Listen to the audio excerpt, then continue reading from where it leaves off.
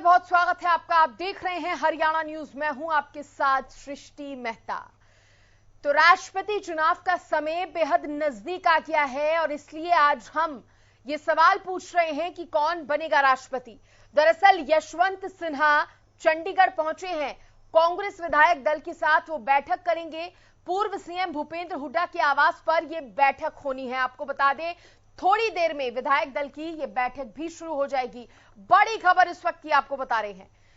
तो एक बार फिर से आपको बता दें कि चंडीगढ़ पहुंचे हैं विपक्ष के राष्ट्रपति उम्मीदवार यशवंत सिन्हा चंडीगढ़ पहुंचे हैं।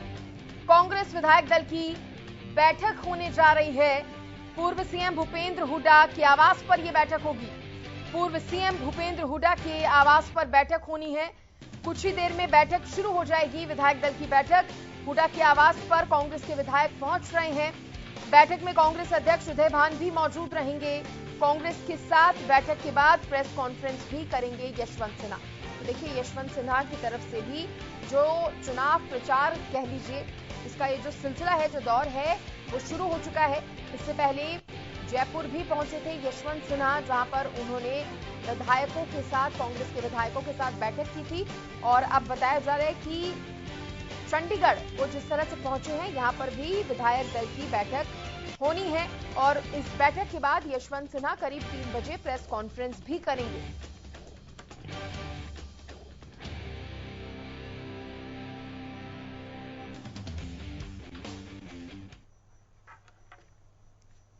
और इसी खबर पर ज्यादा जानकारी देने के लिए मेरे साथ मेरे सहयोगी रवि कालीरमन जुड़ गए हैं।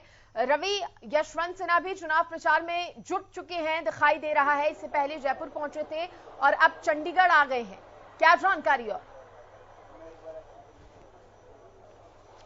बिल्कुल सृष्टि, आप मेरे पीछे तस्वीरों में देख रहे हैं भूपेंद्र सिंह हुड्डा का जो सरकारी आवास है वो है। नेता प्रतिपक्ष हैं भूपेंद्र सिंह हुड्डा और इनके आवास पर आज यशवंत सिन्हा जो यूपीए की तरफ से जो प्रेसिडेंट कैंडिडेट हैं वो अपनी वोटों की अपील करने के, तमाम जो विधायक हैं हरियाणा के, उनसे वोटों की अपील करने के लिए यहाँ पहुंचेंगे। कुछ ही देर में यशवंत सिन्हा जो है भूपेंद्र सिंह हुड्डा के आवास पर पहुंचने वाले हैं। फिलहाल की अगर बात की जाए तो यशवंत सिन्हा चंडीगढ़ लैंड कर चुके हैं और एयरपोर्ट से भूपेंद्र सिंह हुड्डा के आवास की तरफ रवाना हो चुके हैं। जो विधायक दल की जो बैठक है उसमें तमाम विधायक मौजूद रहेंगे। कहीं ना कहीं जिस प्रकार से कहा जा रहा है कि विधायकों से अपील की जाएगी, एक औपचारिकता, महज औपचारिकता ये होती है सृष्टि, और इस औपचारिकता के तहत यशवंत सिन्हा जो हैं चंडीगढ़ पधारे हैं और तमाम जो कांग्रेस के विधायक हैं उनके साथ बातचीत करेंगे और उनसे वोटों की अपील करेंगे। इसके बाद 3 बजे के आसपास जो है एक प्रेस कॉन्फ्रेंस का समय रखा गया है। 3 बजे यशवंत सिन्हा एक प्रेस कॉन्फ्रेंस को संबोधित करेंगे। प्रेस कॉन्फ्रेंस कांग्रेस कार्यालय में सेक्टर 9 स्थित जो कांग्रेस का दफ्तर है उसके अंदर होने जा रही है और उस प्रेस कॉन्फ्रेंस में तमाम चीजें हैं, तमाम जो इस बैठक में जो बातचीत हुई है उस बातचीत के बारे में तमाम जो बातें हैं वो बताएंगे। आप मेरे सामने तस्वीरों में देख पा रहे होंगे कि चहलकदमी जो है वो बढ़ चुकी है और कुछ ही देर में यशवंत सिन्हा भूपेंद्र सिंह हुड्डा के आवास पर पहुंचने वाले हैं। रवि, ये भी बताइए, क्या सिर्फ कांग्रेस के विधायकों के साथ ही ये बातचीत, ये बैठक होने वाली है या किसी अन्य पार्टी को भी मनाने का प्रयास यहाँ पर कर सकते हैं? बिल्कुल सृष्टि, देखिए अगर बात की जाए तो फिलहाल जो बैठक है वो कांग्रेस के विधायकों के साथ है। एक कटसी कॉल के लिए एक लेटर जो है वो तमाम जो विधायक हैं हरियाणा के उनको भेजा जरूर गया है। उनसे भी वोट की अपील की गई है, चाहे निर्दलीय विधायक हों चाहे सत्ता पक्ष के विधायक हों। एक वोटों की अपील, एक कटसी कॉल जो है एक लेटर के जरिए यशवंत सिन्हा ने तमाम जो MLA हैं हरियाणा के उनको भेजी है। कहीं ना कहीं वो सपोर्ट चाहते हैं तमाम विधायकों का। लेकिन ऐसे में कहीं ना कहीं अगर बैठक की बात की जाए, तमाम जो कांग्रेस के विधायक हैं उनके साथ ही ये बैठक होने वाली है और बैठक के बाद 3 बजे प्रेस कॉन्फ्रेंस होगी। रवि, साथ ही ये भी बताइए कि आज आपने बताया कि ये बैठक हो रही है, उसके बाद प्रेस कॉन्फ्रेंस भी की जाएगी, लेकिन इससे पहले वो जयपुर भी पहुंचे थे और यशवंत सिन्हा के जो कुछ बयान सामने आए हैं, अगर उनका मैं जिक्र करूं तो उन्होंने कहा कि शपथ अगर वो लेते हैं तो उसके अगले ही दिन जो एजेंसियों का दुरुपयोग हो रहा है वो बंद करवा देंगे। और इसी के साथ उन्होंने कुछ और महत्वपूर्ण बातें कही। रामनाथ कोविंद को लेकर भी उन्होंने तंज कसा। इसको किस तरह से देखें?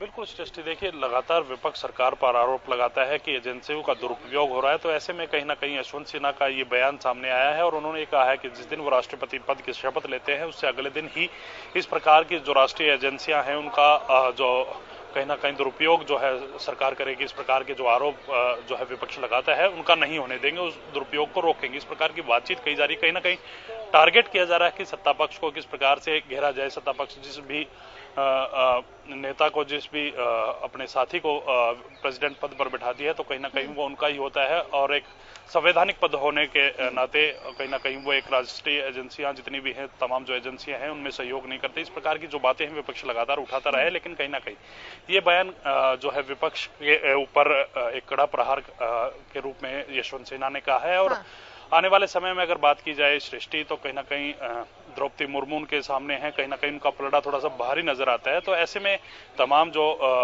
कैंडिडेट हैं, या यशवंत सिन्हा की बात कीजिए या फिर द्रौपदी मुर्मू की बात कीजिए, तो वो वोटों के अपील, एक कटसी कॉल के लिए तमाम जो राज्य हैं उनके विधायकों से मिलते रहते हैं। चलिए ठीक है, मेरे साथ कांग्रेस प्रवक्ता वेद प्रकाश जी भी जुड़ गए हैं। वेद प्रकाश विद्रोही जी, बहुत स्वागत है आपका।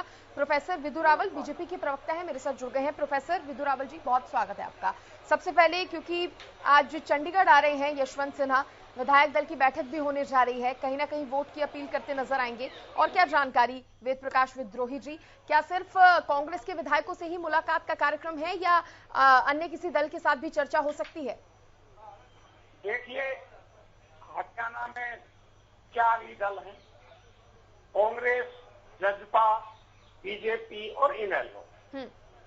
जसपा और बीजेपी ने श्रीमती द्रौपदी मुर्मू जी को अपना समर्थन दिया हुआ है, वो उनसे मिल भी चुके हैं। अब आज कांग्रेस विधायक दल की बैठक है। कांग्रेस के पास 30 विधायक हैं, 1 विधायक आईएनडी के हैं। अब उनकी क्या स्थिति है वो बताएंगे, पर जहां तक मेरी जानकारी है आज वो केवल कांग्रेस विधायकों से ही बात करेंगे। फोन पर उनकी बात इनेलो के विधायकों से श्री अभय चौटाला जी से हुई है। अब वो क्या हुई है वो तो यशवंत सिन्हा जी ही बता सकते हैं। और जितने भी विधायक, अन्य विधायक हैं, सभी से हम अपील कर रहे हैं कि भाई आप यशवंत सिन्हा जी को वोट दीजिए। अब ये तो विधायकों का अधिकार है, 90 विधायक हैं हरियाणा में, 15 एमपीज हैं, कौन किसको वोट देता है ये तो सभी का अपना लोकतांत्रिक अधिकार है। इस विषय में तो क्या कहा जा सकता है। ठीक है, विधु रावल साहब, द्रौपदी मुर्मू के बाद अब यशवंत सिन्हा आ रहे हैं चंडीगढ़ जी, क्या कहेंगे इस पर? देखिए वो राष्ट्रपति पद के विपक्षी दलों के उम्मीदवार हैं, उस रूप में वो आ रहे हैं। तो उनका एक कर्टसी रहती है सभी एमएलए से मिलना, जिस प्रकार आपने भी अपनी रिपोर्ट में बताया। लेकिन एक लार्जर पॉलिटिकल जो सवाल है वो ये है कि जो भाजपा ने जो उम्मीदवार दी हैं, द्रौपदी मुर्मू जी जो हैं, जो भाजपा और भाजपा के सहयोगी दलों की जो राष्ट्रपति पद की उम्मीदवार हैं, वो किस प्रकार का हमारा जो सिलेक्शन है उस पर अगर चर्चा करें तो जनजातीय समाज से आती हैं, आदिवासी समाज जिसे कहा जाता है, जो देश का लगभग 9% पॉपुलेशन का, जनसंख्या का 9% हिस्सा है।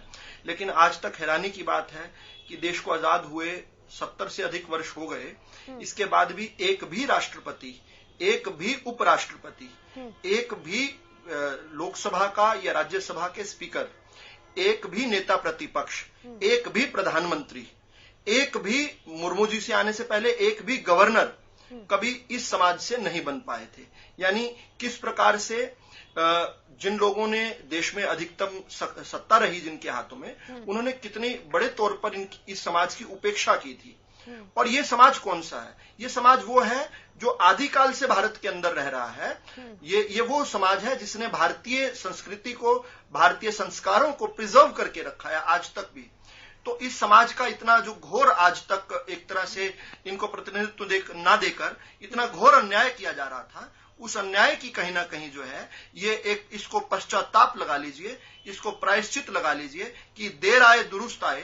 एक बहुत ही अच्छी महिला, वो महिला जिनका जीवन संघर्षपूर्ण रहा है, जिन्होंने अपने पति को खो दिया, जिन्होंने अपने दो बेटे थे, दोनों के दोनों की जो है असमय मृत्यु हो गई, लेकिन उन्होंने उसके बाद अपना पूरा जीवन जो है वो समाज और देश के लिए दे दिया। वो एक अपने समाज में, उनके समाज में शिक्षित लोग बहुत नहीं है, लेकिन उन्होंने शिक्षा का बीड़ा उठाया। वो एक टीचर बनी और टीचर बन के उन्होंने अद्वितीय काम किया। फिर जब वो मेंबर ऑफ लेजिस्लेटिव असेंबली बनी, एमएलए बनी उड़ीसा में, तो उनका जो कार्यकाल था वो अपने आप में जो है बहुत अद्वितीय काम किया उन्होंने उस समय। 2000 से लेकर 2009 तक वो एमएलए रही, जिस बीच में 2002 से लेकर 2004 तक वो उड़ीसा की मंत्री भी रही हैं, फिशरीज और एनिमल रिसोर्सेज की। तो इस सारे समय में उनका जो कार्य रहा है वो बहुत ही प्रशंसनीय कार्य रहा है। फिर जब वो झारखंड की जब वो गवर्नर बनी थी, तो हिंदुस्तान के इतिहास में, और ये इतिहास कहीं ना कहीं हमें आज लज्जित कर रहा है कि जब से देश आजाद हुआ, पहली गवर्नर बनी थी 2014 में, भाजपा की सरकार ने आकर जब उन्हें गवर्नर बनाया था, उस समय झारखंड की मुख्यमंत्री बनी थी। झारखंड जो आदिवासी राज्य माना जाता है, उड़ीसा जो आदिवासी राज्य माना जाता है, छत्तीसगढ़ जहां पर कांग्रेस की सरकारें काबिज हैं और बड़ी मेजोरिटीज हैं, वो आदिवासी राज्य है। मध्य प्रदेश में बहुत बड़ी संख्या में आदिवासी रहते हैं, राजस्थान में भी रहते हैं, लेकिन किसी भी आदिवासी को कभी जो है इन लोगों ने कभी आगे नहीं बढ़ने दिया, इनको कभी नहीं दिया। और देखिए, मैं अपने देश के सभी राष्ट्रपति का सम्मान करता हूं। हमारे देश में अच्छे से अच्छे लोग जो हैं चुने जाएंगे, और डॉक्टर राजेंद्र प्रसाद जी द्वारा जो परंपरा शुरू की थी, उनको राधा कृष्णन जी ने आगे बढ़ाया, वो बहुत अच्छे थे। लेकिन उसके बाद जिस प्रकार से आचरण रहा है सत्ता वाली पार्टियों का, वो अच्छा नहीं रहा। मैं राष्ट्रपतियों को दोष नहीं दे रहा हूं, लेकिन बहुत प्रकार की चीजें आई हैं। चाहे ठीक है आप कहिएगा वेद प्रकाश जी, मैं केवल दो राष्ट्रपतियों का उदाहरण, दो राष्ट्रपतियों का केवल, मैं बहुत जल्दी से मेरा आगे का समय काट लीजिएगा, मैं केवल दो राष्ट्रपतियों का आपको उदाहरण देता हूं। राष्ट्रपति फखरुद्दीन अहमद, जिन्होंने देश में जब इमरजेंसी लगाई गई तो उस समय एक कार्टून पब्लिश हुआ था जिस पर बाद में बैन लगा। वो बाथ टब के अंदर बैठे थे और उनको बाथ टब में सिग्नेचर करते हुए दिखाया गया, यानी देश पर आपातकाल लग रहा है और वो बाथ टब में बैठकर कर रहे हैं। मेरे लिए सम्मानित है क्योंकि मेरे देश के राष्ट्रपति बस बहुत जल्दी अंतिम बात हमारी कांग्रेस की पहली जो राष्ट्रपति थी, इससे पहले वाली जो प्रतिभा ताई पाटिल थी, मेरे लिए सम्मानित है। लेकिन जब वो शिमला में जाकर कांग्रेस के कार्यकर्ताओं को कहती हैं, वो खुद कहती हैं कि मैं बहुत अच्छे इंदिरा गांधी जी के लिए पराठे बनाती थी और इसका इनाम मुझे ये मिला, तो मतलब थोड़ा सा हम लज्जित होते हैं कि हमारे देश में राष्ट्रपति कैसे। और अभी हामिद अंसारी जी का जो कल रहस्योद्घाटन हुआ है कि आईएसआई के एजेंट आकर उनके घर में ठहरा करते थे, ये सब कुछ मुझे लज्जित करता है। लेकिन मैं अपने राष्ट्रपतियों का, उपराष्ट्रपतियों का सम्मान करता हूं। भाजपा को जब अवसर मिला तो हमने डॉक्टर एपीजे अब्दुल कलाम को बनाया। अब तक जो राष्ट्रपति हमें जब अवसर मिला हमने उस पर कमेंट किया। यशवंत सिन्हा का भी एक कमेंट आया था कि अब तक ये जो पिछले 5 साल गए हैं खामोश राष्ट्रपति था। उस पर जवाब लूंगी, आपसे जवाब लूंगी, लेकिन उससे पहले रुक करूंगी यहाँ पर वेद प्रकाश विद्रोही जी का। वेद प्रकाश विद्रोही जी, ये आप भी जानते हैं कि ममता बनर्जी ने ये कहा था कि अगर हमें पता होता कि बीजेपी यानी कि एनडीए की तरफ से आदिवासी महिला या अल्पसंख्यक समुदाय से किसी को उम्मीदवार बनाने वाले हैं तो हम इस पर विचार कर सकते थे। उन्होंने तक ये बयान दे दिया। इधर आपने विदु रावल जी को सुन लिया, उन्होंने जो जो खूबियां गिनाई अपने कैंडिडेट को, अपने उम्मीदवार को उतारने की। क्या यशवंत सिन्हा एक स्ट्रॉन्ग उम्मीदवार, स्ट्रॉन्ग कैंडिडेट मानते हैं आप द्रौपदी मुर्मू के आगे? श्रीमती द्रौपदी जी के व्यक्तित्व और कृतित्व पर मैं कुछ नहीं कहना चाहता। ये लड़ाई विचारधारा की लड़ाई है, जाति, वर्ण और वर्ग की लड़ाई नहीं है। भाजपा के साथी तो ऐसे प्रस्तुत कर रहे हैं जैसे कोई नगर पालिका का गली का चुनाव हो रहा हो जिसमें जाति और धर्म के नाम से वोट मांगी जा रही। उन्होंने बड़े बड़े आरोप लगाए, बड़े असत्य बातें कही। उन्होंने कहा कि आदिवासी समाज से आज तक कोई स्पीकर नहीं बना। ये प्रोफेसर है और मैं बार बार कहता हूं, एक प्रोफेसर को बोलते समय बहुत संयम और बहुत विचार कर बोलना चाहिए। पीए संगमा आदिवासी थे जो कांग्रेस ने स्पीकर लोकसभा के बनाए थे, शायद इन्हें याद नहीं। गुजरात की इन्होंने चर्चा की, गुजरात में आदिवासी सीएम रहे अमर सिंह जी, इनको पता नहीं। कांग्रेस के जमाने में गवर्नर आदिवासी रहे, इनको पता नहीं। हाँ, ये ठीक है, महिला गवर्नर वो पहली बनी। बताओ नाम, ये भी ठीक है, नाम बताओ, एक नाम बताओ, महिला राष्ट्रपति पहली बार एक नाम गवर्नर की गई है। परंतु लंबे चौड़े दावे करना किसी आदिवासी के आदिवासी, एक नाम बता दीजिए। मेरे दावे खोखले लगेंगे। आप एक गवर्नर का नाम बता। मैं तो बोला नहीं इनके बीच में, मैंने केवल समय मांगा था आपसे। नहीं साहब, मैं तो आपसे प्रश्न कर रहा हूँ, काउंटर सवाल कर रहा हूँ। केवल एक नाम दे दीजिए। मैं नहीं बीच में बोलूंगा, आप केवल एक नाम, गवर्नर, ठीक है, केवल एक नाम दीजिए, केवल एक नाम, केवल एक नाम, गवर्नर साहब। आपके पास नहीं है नाम, नहीं है नाम। अब मैं आपके प्रश्न का कोई जवाब नहीं देना, क्योंकि आपके जो बकरी के 3 थड़ हैं वही असत्य बोलना। पहले मैं आपसे पूछता हूँ, आपने कैसे असत्य बोल दिया? आपके बकरी का 3 थड़ है, बिना नाम के आप नाम बता रहे हैं, बिना नाम के झूठ बोल रहे हैं यहाँ। बकरी का 3 थड़ आप बता रहे हैं। नहीं, विद्रोही साहब, यशवंत सिन्हा की बात हो रही थी, आपके यूपीए की कैंडिडेट, गवर्नर उनकी उम्मीदवार की बात हो रही थी। ये राष्ट्रपति तक पहुंच गए, ये हामिद अंसारी तक पहुंच गए। अरे तो आपने जवाब दे तो दिया सर, आपने यहाँ तक कह दिया, इन्होंने आपने जवाब दे तो दिया ना। शर्म आती है विद्रोही जी, इस बात की शर्म नहीं आती कि भाजपा के सतत आतंकवादी हैं, इनको इस बात की शर्म नहीं आती। ये कहां से कहां बात ले जाते हैं, तब आपने टोकी। मैडम, मैंने कहा किसी आदिवासी को राष्ट्रपति बनाने से आदिवासी समाज का उत्थान नहीं होता। एक तरफ ये आदिवासी श्रीमती द्रौपदी मुर्मू जी को राष्ट्रपति बनाने का गुणगान कर रहे हैं, और परसों इन्होंने फॉरेस्ट लॉज में परिवर्तन किया है, जिसमें पेड़ों की काटने की अनुमति जो अनिवार्य थी वो वापस ले ली गई। गुजरात के अंदर सरदार पटेल की मूर्ति लगाई थी, तब इन्होंने आदिवासियों को उजाड़ा था और उनसे कहा था कि सफाई का काम आपको मिलेगा। आज मशीन आ गई, जब आदिवासी वहां विरोध कर रहे हैं, तो आप कल की तस्वीरों में देख लो किस तरह उनको घसीट कर ठीक है उठाया जा रहा है, ले जाया जा रहा है। ठीक है, तो मेरा कहने का मतलब है कि राष्ट्रपति चुनाव को जाति और वर्ण से नहीं जोड़ना चाहिए। हमें श्रीमती द्रौपदी मुर्मू जी को राष्ट्रपति पद का उम्मीदवार बनाने में कोई आपत्ति नहीं है। और जहां तक आपने ममता बनर्जी जी की बात कही, वो ठीक कह रही है। हमने भी इनको कहा था, अगर ये अपना उम्मीदवार घोषित करने से पहले विपक्ष को नाम बताते तो जरूर चर्चा करते, गुण दोष के आधार पर समर्थन देने या न देने की बात करते। लेकिन यहाँ पर विद्रोही साहब, यहाँ पर आपकी बातों से ऐसा क्यों लग रहा है कि आप अभी भी दोनों उम्मीदवारों में से अपने से ज्यादा दूसरे को बेहतर बता रहे हैं? जी, मैं किसी को बेहतर नहीं बता रहा, मैं कह रहा हूँ कि राष्ट्रपति एक संवैधानिक संस्था है। चलिए ठीक है, विदु रावल जी, प्रयास करता है यशवंत सिन्हा की तरफ से कहा गया, ठीक है सर, सर्वसम्मति से हो।